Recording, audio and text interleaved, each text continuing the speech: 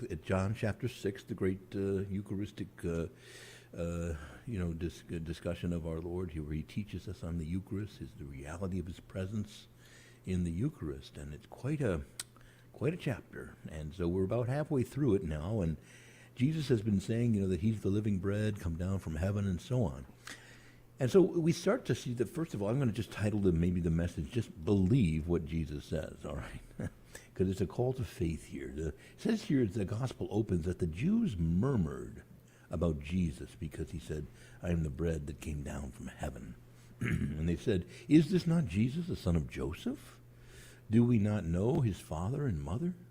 Then how can he say, I have come down from heaven? Now, there,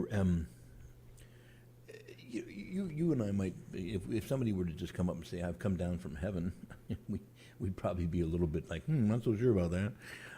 But listen, this is not the situation with Jesus. I mean, what has he not done? He just fed the 20,000 people on these 5 loaves and 2 fishes, but also he changed water into wine. He's healed lepers.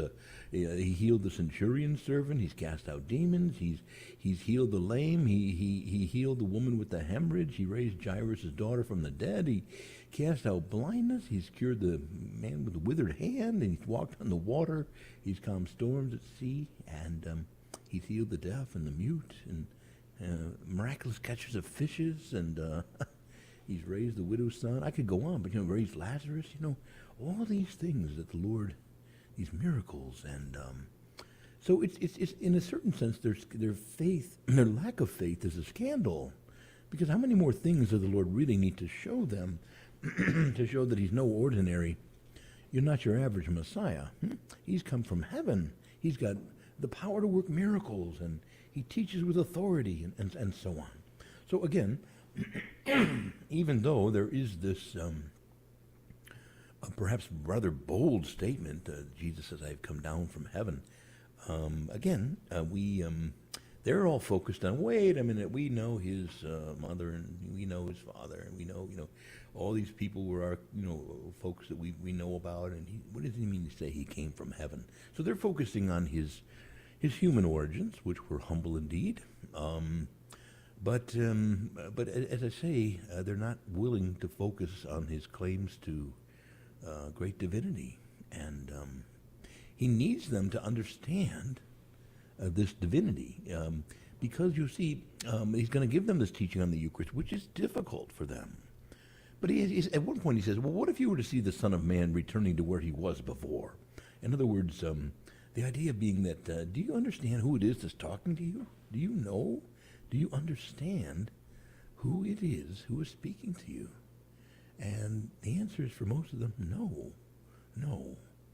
And nevertheless, he's given them lots of evidence at why they should believe in him, okay? So we see there, then Jesus addresses their lack of faith. He says, stop murmuring among yourselves. No one can come to me unless the Father who sent me draws him. I will raise him up on the last day. It is written by the prophets, they shall all be taught by God. All right, now, look at this. Stop this murmuring. That's a great word there, Matthew. It's like an onomatopoeia, murmuring. But he says, no one can come to me unless the Father who sent me draws him. Now, the Greek word here, halkuon, it really means more to be dragged. It's more of a vigorous word than just draw, to draw someone to yourself, but to drag them. The verb implies resistance, and therefore, again, Jesus says, you understand that who I am. You understand, first of all, from the miracles I've worked. You understand from the prophecies that I've fulfilled. John the Baptist spoke of me. But above all, my Father is speaking in your heart. And so you see, the Lord is not letting them off the hook. He's saying, my Father is giving you every grace you need to believe that I am who I claim to be.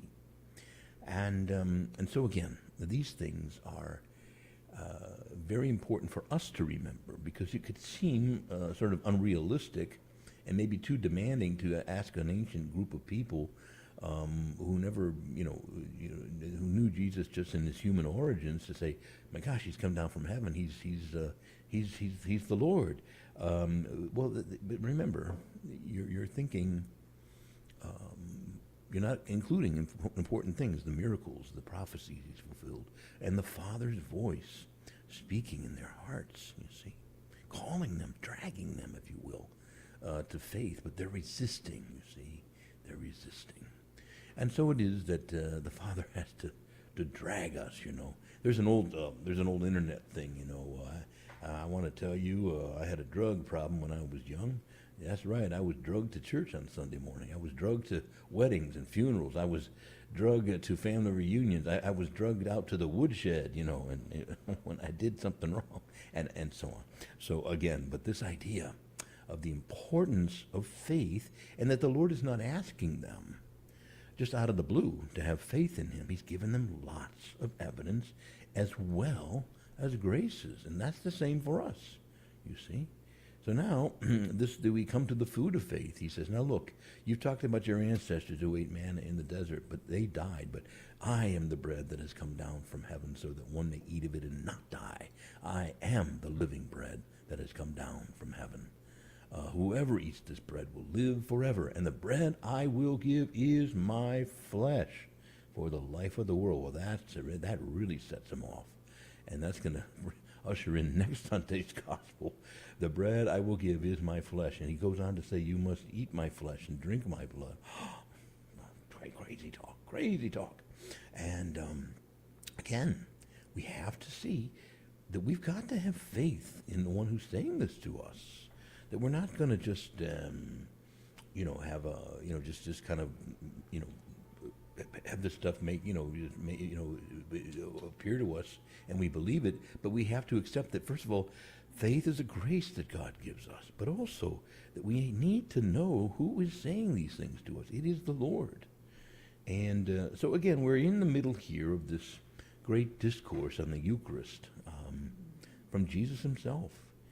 And I have to say, and man, I know that, we as Catholics, we have a kind of a sadness that so many of our Protestant brethren who claim to read the Bible just sort of brush this thing aside. They don't really deal with it.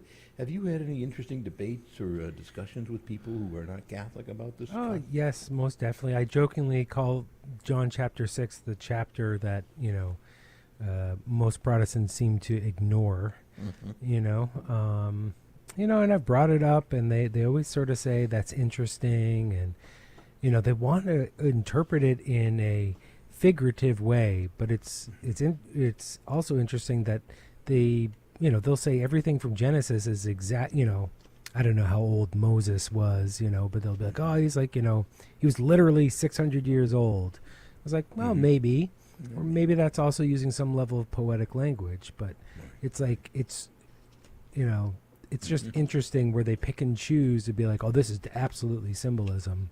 Yes. But in other places it couldn't be symbolism, Right. Yeah, so it's been tough, but if you believe in the Bible alone, if that's part of your belief system, you have to take a very serious look at this chapter. John chapter 6 is so clear. Yeah. And, the fact that Jesus even has people who leave him because of this statement in the chapter is, it's pretty interesting. So I would encourage everyone, Protestant and Catholic, to sit down with the entire John chapter 6, read through the whole thing and reflect on it. But I know we're going to a break right now, but it's very important. But, I would say that, my gosh, there's they gave him at least 4 opportunities to dissuade them from the fact that they had he was speaking literally. He's basically doubled down and said, I mean what I say literally. And we'll see that unfold in next week's gospel as well. All right, well, we're going to take a little break, and when we come back, I want to talk a little bit about the new Archbishop of Boston, a little bit about him, but also the background as to how he was appointed. It kind of was a surprise. So when we return.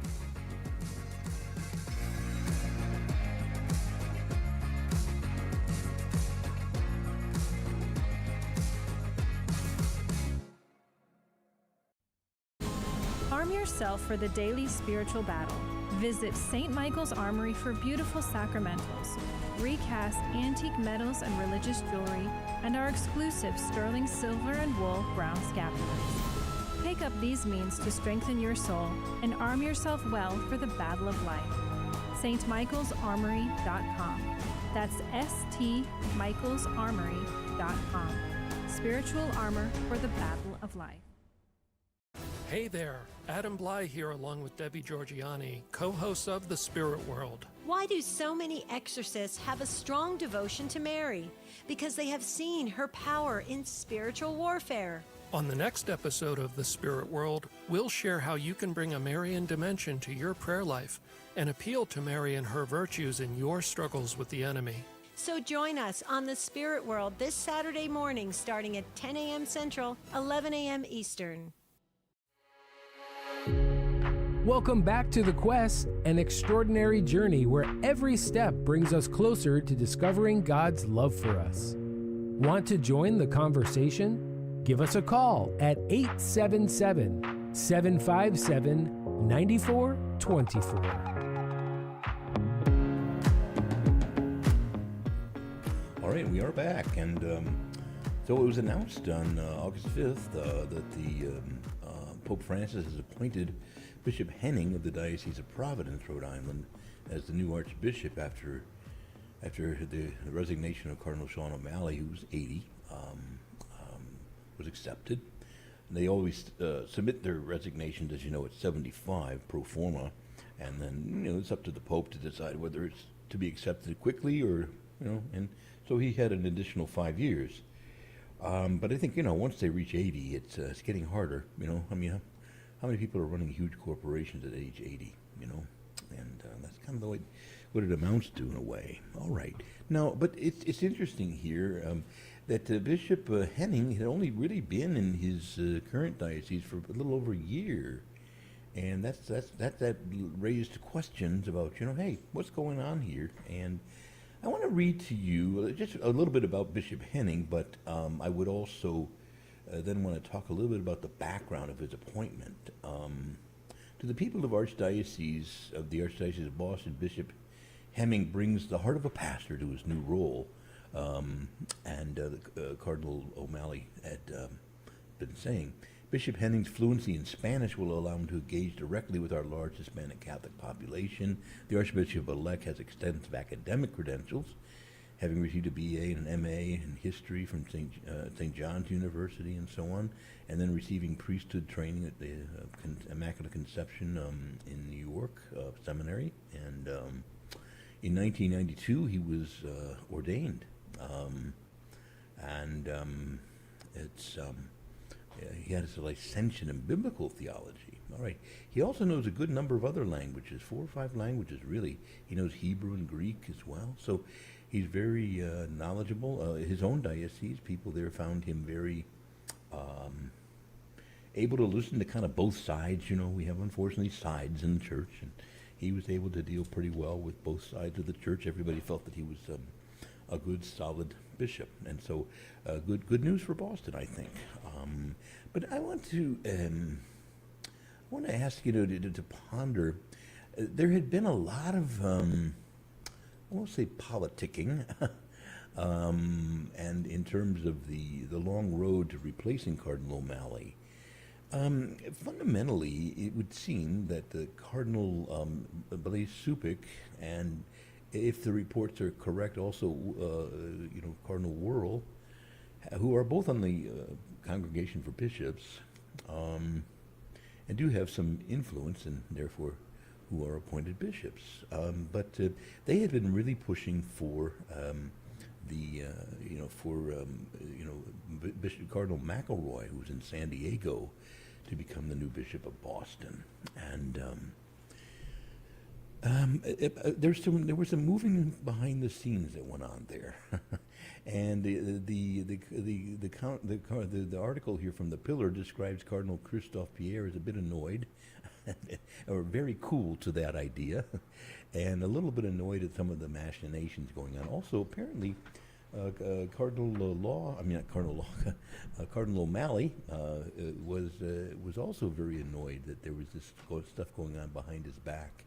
And so he apparently went and he met with the Pope and said that he didn't think it would be a good idea for McElroy to come. And so that's just a little bit of the background in general. I can give you some more details in a moment, but Matthew, you're just sort of up your way a bit, where you are. Yeah, my diocese is our ordinary diocese is underneath the Archdiocese of Boston. Generally speaking, all of our bishops come from usually Massachusetts. We just got a new bishop in the Diocese of Portland who was a priest from Providence, Rhode Island. And so that's interesting. So that's sort of the same area that Bishop Henning is coming from. One thing that was really interesting was, I don't know the term for co-bishop, but Bishop Tobin was the Bishop of Providence. And during Bishop Tobin's term, before he had given his resignation, they put Bishop Henning in to be the co-bishop. I'm sure there's a different term for that. Yes. Co-adjutor, I guess, would be. Yeah, and then Bishop Tobin of Providence eventually gave his resignation, and then Bishop Henning took over, and now he must be viewed very favorably by someone at the top in the decision-making process, because it's a very interesting it's a very interesting appointment. And we've spoken in the past about the skills of being like a theologian and a shepherd, and also the skills of being an administrator. So I'm sure that this is a role that you have to really be qualified as both. I lived in Boston when Cardinal Law was overseeing the Archdiocese, and I was very enthusiastic when they picked Cardinal O'Malley, because I have a Franciscan spirituality, and I was like, oh, this is a great counter to Cardinal Law, who, as we know, was like a cover-up type of guy. But I didn't really see anything immediately. Cardinal O'Malley has grown on me over the years, but I was sort of, we all have to say the new evangelization. I was waiting for the new evangelization of the Archdiocese of Boston. I didn't really see that. It seemed to be a lot of business as usual. Nobody got in any more trouble. There wasn't any funny business going on there, but it was just very sort of clean and straightforward. So I'll be very interested to see how things come out. My understanding is that October 31st is the installation mass for him. So a little ways to go, but we'll see. There is a just from the article here, a couple of thoughts. One of them backing up what you were just saying, but before I get to that one, just to fill in these details, according to the pillar, it says O'Malley was widely understood as both in Rome and among the U.S. bishops as being angered by the concerted lobbying effort over his replacement, which he saw as infringing on his own prerogative to inform the decision. Now, to be fair to Supik and Wuerl, I mean, they are on the Congregation for Bishops. I guess it's somewhat of their job to kind of be looking for who might fit well where. But evidently, this was a little over the top for O'Malley. And so according to several sources familiar to the process, it was O'Malley himself who eventually made the strongest argument for Henning to be his replacement. Though at one point O'Malley was known to favor a possibility closer to home, with several sources in the Rome and Boston telling the pillar that Boston Auxiliary Mark O'Connell was often mentioned as well as a potential successor. So one official close to the dicastery for the bishops told the pillar that O'Connell, whom O'Malley named Vicar General for the diocese, was at one point considered a strong possibility.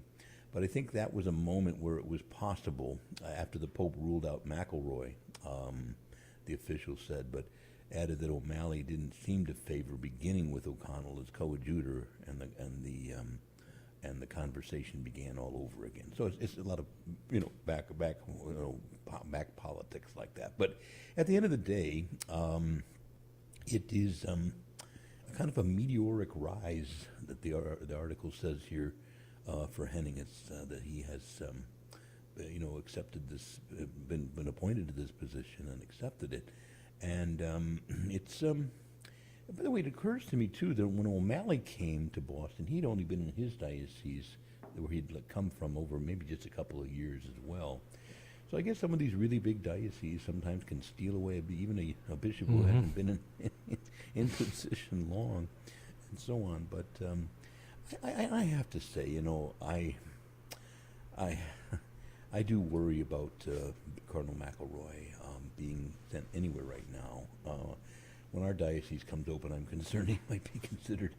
And I have to just say that I believe my reason for this are not personal, but he has come out very publicly, although he's been a lot quieter lately, but he's come out very publicly in support of women's ordination, major changes to the church's sexual teachings in terms of LGBTQIA, and so on. And I think that there is, well, anyway, as I say, the scriptures are clear about these things, and likewise women's ordination to the priesthood and so on. These are closed topics, and we shouldn't really be discussing them.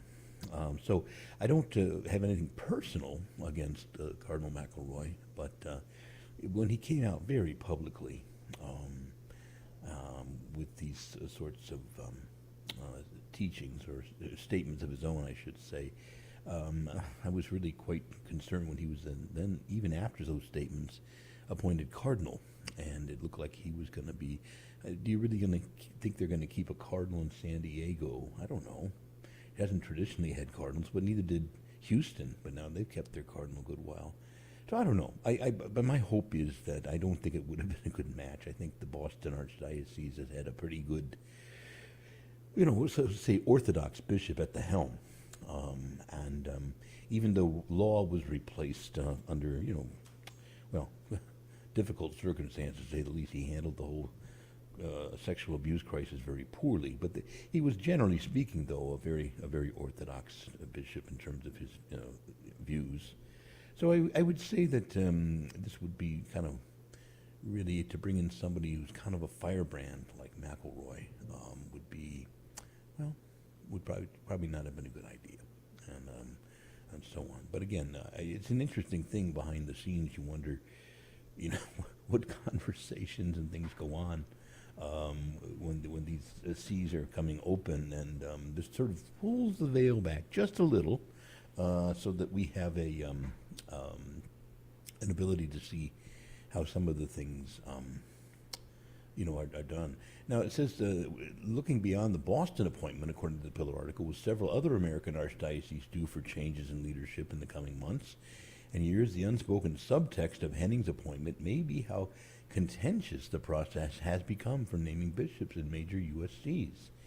Well, there are some major archdioceses with bishops over 75, like Galveston, Houston, Washington, my own diocese, and Chicago. Superior himself is over 75. So all of these are just ways of saying, he looks good for 75, I think, Superior. He doesn't look 75, I'll tell you that much. But anyway, before the cardinal incumbents are replaced in those major sees, there are going to be, I guess there's a lot of stuff that goes on behind the scenes. Imagine that. I'm scandalized. There's gambling Shocking. going on here. Shocking. I mean, Cardinal O'Malley was, correct me if I'm wrong, but he seemed to be a very influential cardinal among the American prelates. Certainly. And I'm very curious how quickly Henning might take an important seat or position amongst the USCCB. Also, I do know that Cardinal O'Malley had a great affection for the Hispanic ministry, so Yes. that may have been a determining factor in why he, maybe recommended Henning in a sense. Indeed, yeah. All of these, I guess, are very good. These articles are very, they tell us a lot about, and it looks to me like it was a very thoughtful process too. I think. Now, you mentioned, I want to say about obviously, yes, Cardinal O'Malley's been very influential in Rome because of his role in the sexual abuse crisis, and he was always willing to speak the truth, even if it could, somehow cause some threats. He was very clear that this whole thing with Rupnik and everything is just way out of line, and he said things about that as well. And he's one of the eight cardinals that were originally close advisors, and some of them have passed away. But And I believe he wants to stay involved in that, church's policy on protecting minors as well. So yeah, interesting. that makes every bit of sense, So, again, good for Boston, I think, and I think Bishop Henning may he live long and prosper, as we say, in the Star Trek world.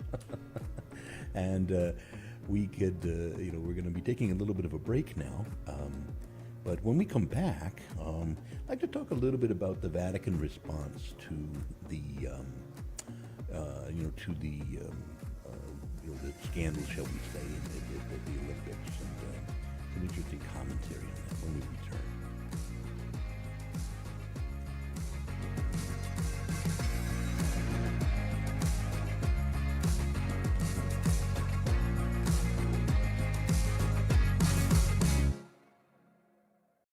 This is Life News Radio. I'm Jim Anderson. David DeLayden has been set free to release more videos exposing abortion industry willingness to skirt the law in order to sell profitable abortion specimens.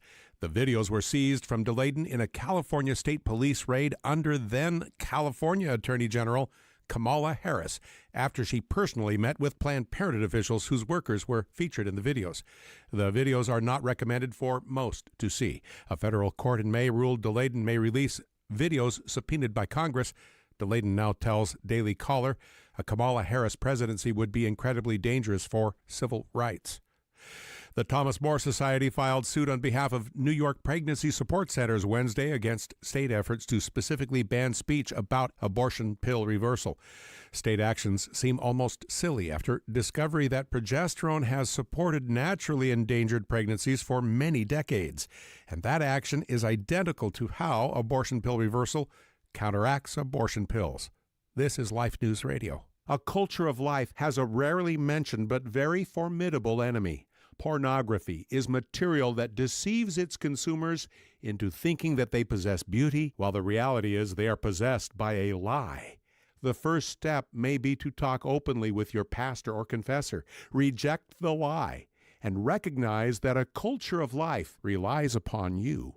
The Dobbs decision is derided by the abortion industry, who says women now simply rely on abortion-friendly states for abortions. But the bottom line is reflected in birth rates, and those rates show a baby bubble of 32,000 babies in pro-life states in just the first 6 months of last year. That'll amount to a lot of full classrooms, happy neighborhoods, and vibrant economies in pro-life states. For pro-life headlines delivered to your email address daily, sign up at lifenews.com. This has been Life News Radio. You're listening to The Quest, a pilgrimage of faith. Have a question or something to share? Call the show live at 877-757-9424.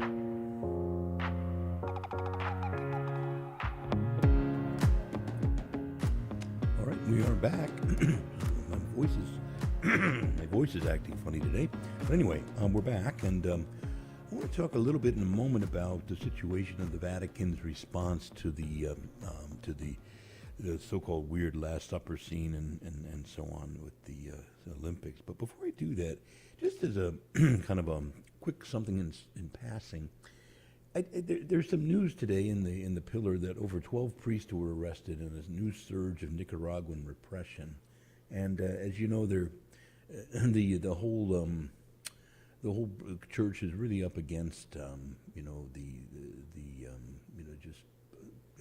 Alvarez and his I'm sorry, that's the bishop, but are very there's a lot of persecution going on there. And what I'd ask you to particularly do is just keep the church in Nicaragua under prayer. And a number of places where the church is undergoing a lot of trouble right now, and I'm surprised we don't hear more about it. This is here in our in our general area here in this hemisphere, and we ought to be concerned, And I haven't heard the Pope speak much about it either, and so these are the things that I think we should not fail to mention, and keep the church in Nicaragua in great prayer. All right. Now, we had the Vatican's response to the Paris Olympic outrage. And there's a commentary here by Philip Lawler. There's another Boston guy. He was the head of the Boston paper there for years before he kind of went in his current path of being a commentator at Catholic culture and so on. Now, he describes the Vatican response as very tepid. I'd sort of agree with him. I think it was adequate, but it really didn't. Well, let's just say it didn't come up to the kind of levels that a lot of us would hope, to hear. So it says, what's wrong, he says, with the Vatican statement on the Olympic blasphemy? He says nearly everything. I don't think I would be that strong, but start with the timing. More than a week passed before there was any comment from the Vatican. So the world naturally had turned to Rome for some authoritative response, and for several days heard nothing at all. All right, and we were all wondering too, why nothing? Why nothing? And so then, when the Vatican did release a short statement, it was given to the world on a Saturday afternoon, and we're all just sitting there waiting for news to come in on a Saturday afternoon, huh? This is the time usually chosen by publicists who feel obliged to put something on the record, but don't want to capture a large public attention. So they wanted this thing to kind of be buried. It would seem, according to Philip Lawler's reasoning here. A reasonably strong statement at that point might have been categorized even as too little, too late. But this wasn't even a strong statement, he says. The Holy See was, quote, saddened. Well, are we only to be saddened by public mockery of someone that we love? Is that, I'm saddened by that. How about a little anger? A little indignity here, In fact, the Vatican deliberately missed the essential point, he says.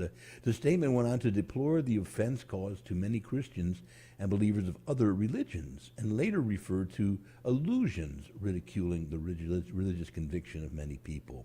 Well, there was no allusion to it. It was just right there. Oh, that's the Da Vinci Last Supper scene being filled in with these drag queens, and Lord knows. Anyway, so the show in question had not included a few allusions. It was a sustained attack from beginning to end on many important things. More important, the show was not merely an offense against Christians, it was an offense against God. What the Vatican handled as a breach of good manners was in fact a deliberate blasphemy, a violation of God's first commandment. See? And so again, to be sure, there were other reasons to be disgusted with the Olympic opening ceremonies, and these things should have been deplored. So late last week, the president of Turkey and the government of Iran had urged Pope Francis to speak out. Imagine, it was the president of Turkey and the government of Iran who had urged the Pope to speak out. It's very odd that seems to have caused the Vatican to finally issue a statement.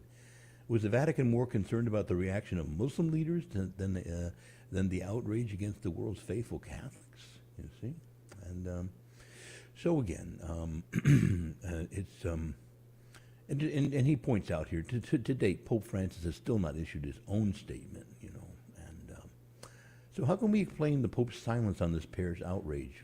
Philip Lawler asks. He says part of it is a pattern. Bear in mind that Pope Francis has not celebrated Mass in public himself for more than 2 years now. The Pope often presides at Masses and delivers homilies, but he has not acted as principal celebrant of the Eucharistic liturgy. Is it a question of priorities? If so, what could be more important than for the Supreme Pontiff, the High Priest of the Catholic Church, to comment on the Eucharist, And so, again, well, it's puzzling, Matthew. As so many things are from the Vatican these days, very puzzling. Speaking on things that are often not directly connected to faith, a lot of world issues like climate change and so on, but not speaking sometimes on things that are most directly, things that you would expect the Pope to comment on. Yeah, the thing that stood out to me was really this comment about offending other, the offense to Christians and other religions, right? Because Yeah, I right. don't know of any other religions that have the Last Supper as part of their scripture. Yeah. I do know, had this been something that had mocked the life of Muhammad or something, my knowledge of stories of the Quran is not that great. But if there was a telltale story of the Quran that had been portrayed in this way, there would have been outcries across the globe, probably some levels of violence. I don't know, like when Muhammad said he was visited by Gabriel in the cave or something. If they had recreated that with a bunch of drag queens, I mean, Yes. the response would have been instantaneous. And here, it reminds me a little bit of what happened during COVID when churches were closing, and I saw a lot of my Protestant brothers and sisters and their pastors speaking up, and it took weeks and weeks before bishops were saying, you can't close the churches because it's really important. Yeah. Right. So I think as Catholics, we really need to start taking the lead on these cultural issues, especially when they're directed directly towards us. Indeed. Just for the record, here's what the Vatican did issue. It says the Holy See was saddened by certain scenes during the opening ceremony of the Paris Olympic Games, and can only join voices of those that have been raised in recent days to deplore the offense caused to many Christians and believers of other religions. The statement continues, at a prestigious event where the whole world comes together to share common values, there should be no illusions ridiculing the religious convictions of many people. Well, okay. And again, I agree to all of that. But as I say, it's a very mild statement, and I don't mean they got to come out shaking their fist and using a lot of angry invective, but maybe instead of being saddened, they should should be deplored. This is something that is indeed incites a certain righteous anger in God's people. Those are the things that I think. It's a little bit like when we were kids. If your parents didn't even raise their voice when they were kind of scolding you, you say, well, they don't really mean it. There's a place for anger and for very clear denunciation, and so again, it's all very puzzling. And I think part of the problem is that some of these are some of the Pope's supporters, or he considers them and is supportive of them in the whole LGBTQIA plus situation. And, also I want to say that we have, we had, the Pope is very, it's hard to figure him out. We talked about this, I think, on Tuesday, Matt, but at one level, he comes out and is very, very clear about certain things, such as abortion or the problem with the so-called gay marriage or transgenderism. But then, as I say, he kind of engages in these big group hugs with people in that who are very dead set against our teachings and even ridicule some of the teachings. And it's just the hardest thing to figure out. It's almost like there's two men in there, Pope Francis and somebody else, I don't know. But I just would say that we've all, I think, kind of given up trying to figure it out. It just is what it is right now. And so. Do you have any predictions? I believe the closing ceremonies of the Olympics is this Sunday. Yeah. Is it going to be the same? I don't know if it's a choreographer or artist who designed the opening ceremonies. I mean, do you think they're going to give it any pause or, tone things down a little bit, or will they just go forward with whatever's planned and see what happens? One thing I've certainly, if I were to make a prediction, I would have to say, one thing I've come to understand about the cultural left is they are not easily swayed. No. They're not ashamed of what they do. They think they're righteous dudes. We're righteous in doing this kind of stuff. So all I can say is I think if I were to make a prediction, I would say, they'll probably they probably will have some other things that would be, shall we say, deplorable.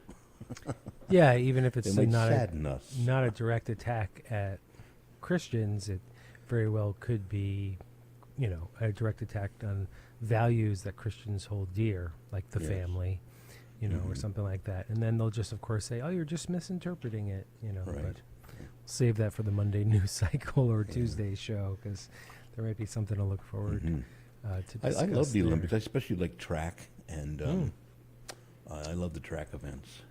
Yeah. And it's hard not to be thrilled at some of the gymnasts too. What they Absolutely, it's amazing Simone stuff. Biles, and there's a couple of other just really outstanding gymnasts who are there. The thing I didn't know about Simone Biles, she's very short. She's like 4'7". She is. Very She also grew up Catholic. I don't know her current affiliation, because she has made sort of like a pro-abortion statement in recent years. But she definitely grew up Catholic. Right. Yep. Yeah. The other thing is there's a track runner, McLaughlin, I think is her maiden name, but she's outstanding. She's also a Catholic, but really, really classy young lady.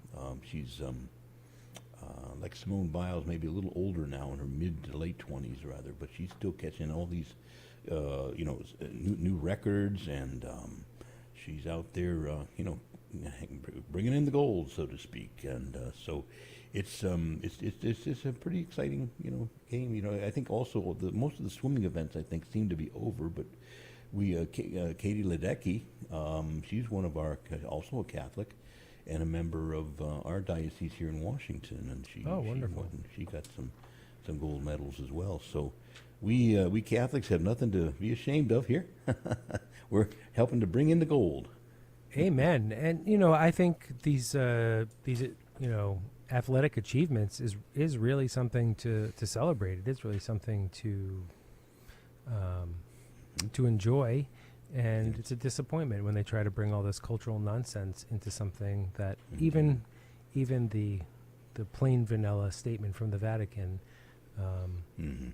stated that this is sort of like a global thing, and it's a real misstep to go out of your way to try to offend somebody. Right. So Indeed. hopefully a lesson's been learned. We'll have to see what happens. I do think that Bishop Barron had it right when he said, now look, the cultural left has been telling us for a long time who their main enemy is, and we should take them seriously. We are enemy number one, and we're the, we have to understand they're serious about this. They see us as an enemy. This isn't just some sort of bad accident or something. These are very intentional. All right, well, when we come back, we're going to talk a little bit about the situation in Ireland.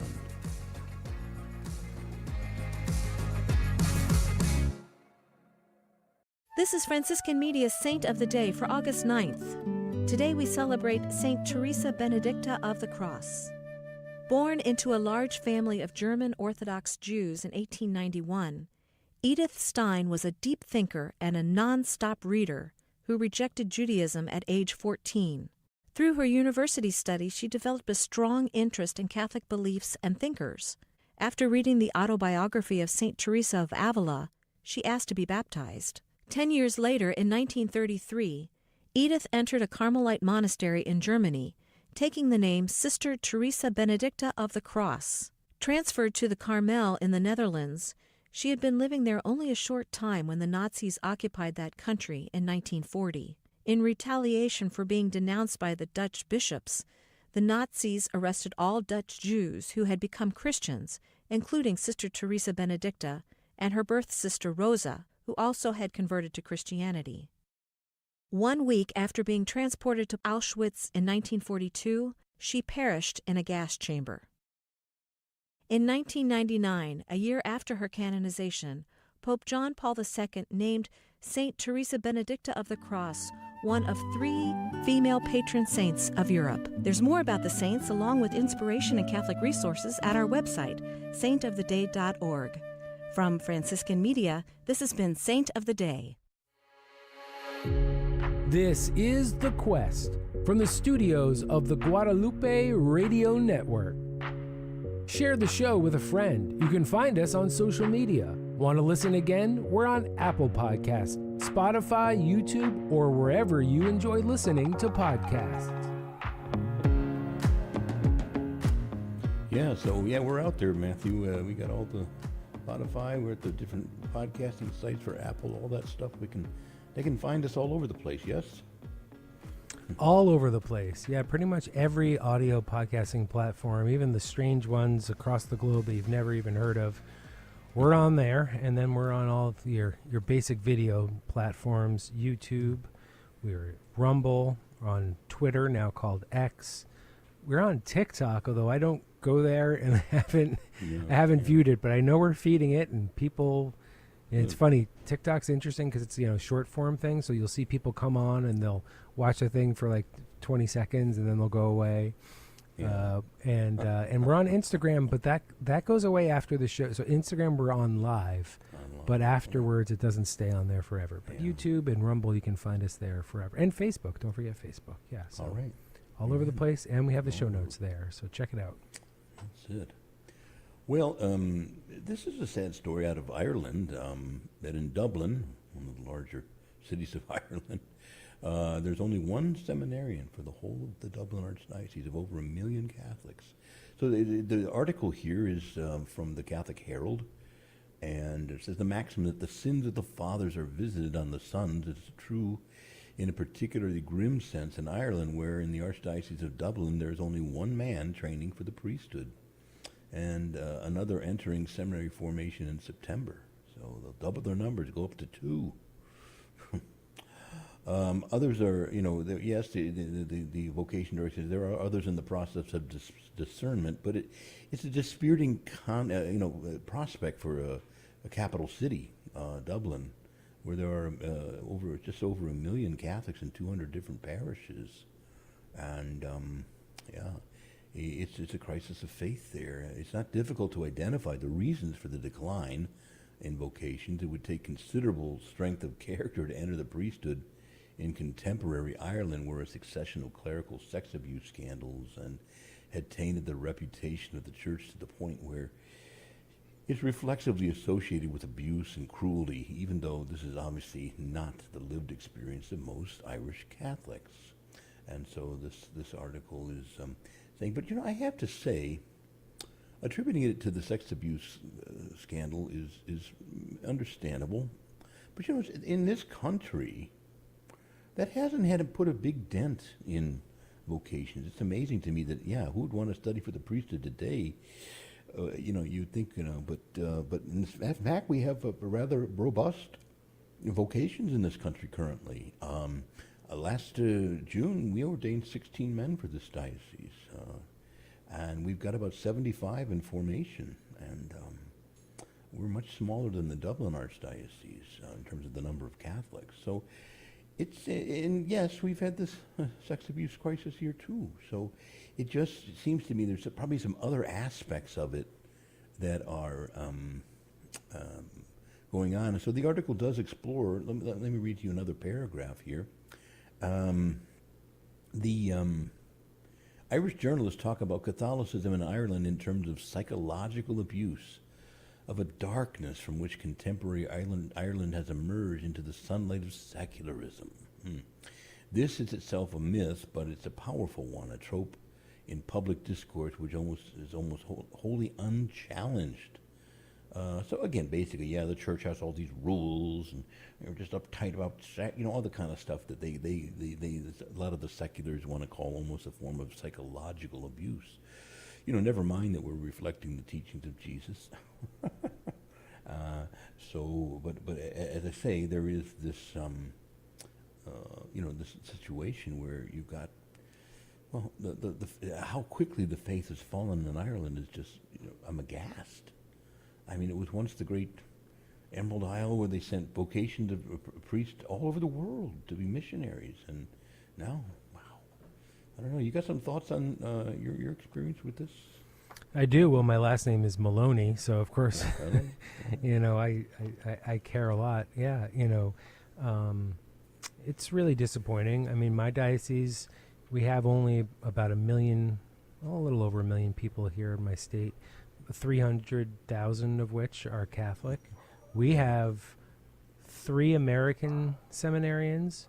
We have 2 African seminarians and 3 Vietnamese, I believe, seminaries. I think the African ones are maybe from Cameroon. Yeah. So, it's sort of this cycle that there was years where we were sending our missionaries out across the globe, but now we've become an area where people need to, we're a missionary state now who needs people to come in to, to fill those vocations. So we're doing better than Ireland here, with 3 native seminarians in a pretty small population compared to the Diocese of Dublin. But it's sad, but seeing your diocese, I'm very hopeful. Seeing some of the dioceses in Texas, I saw they had some pretty outstanding numbers, and I seem to I get the sense that the future of priests, at least in the United States, they're pretty solid. So I think there is a lot of hope for the future of the church and the future of priests.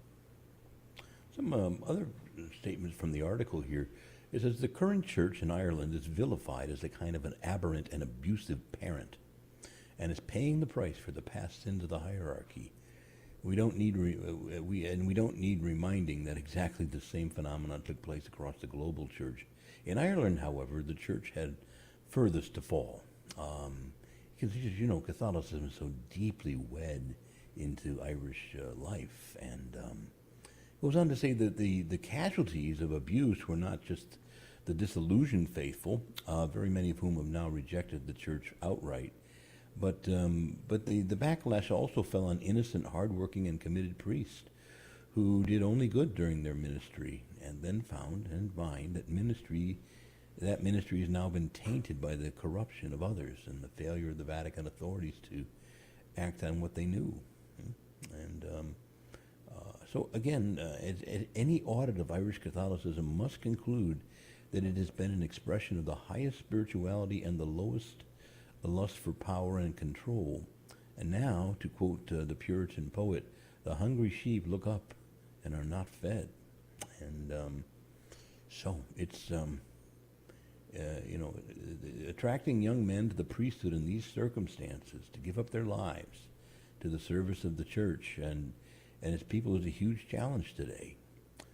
And again, here, I want to just say, though, it's interesting. There's something almost paradoxical in this country, that our vocations have not plummeted like you'd expect in the aftermath of our own clerical sexual abuse scandals and so on. And there's something, I remember, well, I'll tell you this much. I remember when I was thinking of entering the priesthood, my father thought I was crazy. He said, you're going to throw your life away, and you're going to, all of these things. But I went in because I knew the church was in trouble in the 80s. This had been the early 80s when I was in college and finishing college. And I knew the church was in trouble, but I thought to myself, well, maybe that's why I should go in, because I'd like to make a difference. I'd like to preach the faith, and I want good priests. And I was kind of disappointed in a lot of the priests who, were in my parishes when I was a young man. They weren't very orthodox, and they were toying with the liturgy, and there was all kinds of crazy stuff. And I even thought to myself, I could preach a better sermon than that. That would give this, every sermon I ever heard growing up goes basically like this: Jesus is challenging us to do better today. Let us try to do better. Now please stand for the creed. And it was just always a version of that somehow. Well, how do I do better? What are the steps here? Nothing like that. So, and again, it wasn't good liturgy. It wasn't a good time for liturgy or anything in the church, really. It was it was the sort of the stupid, I was raised up during the years of the 70s and into the 80s. It was all just kind of beige Catholicism, very vague and wishy-washy.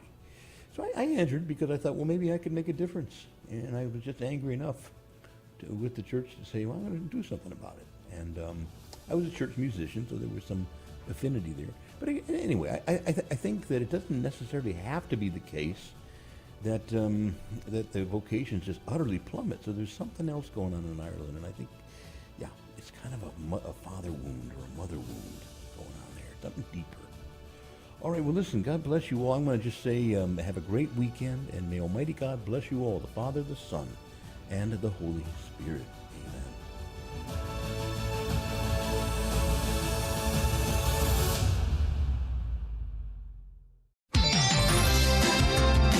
In your car, at the office, or in your home, we're always here.